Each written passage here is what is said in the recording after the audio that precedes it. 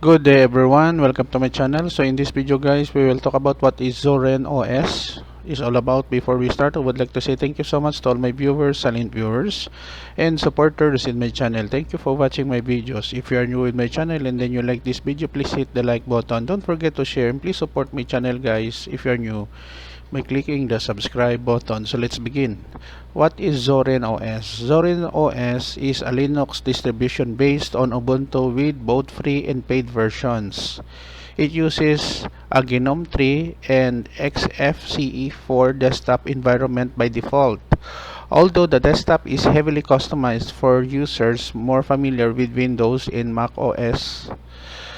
Thank you so much for watching. That's it guys. So don't forget to like, share, and please support my channel guys if you're new by clicking the subscribe button. See you in the next video tutorial guys. This is your friend Jake saying bye bye for now.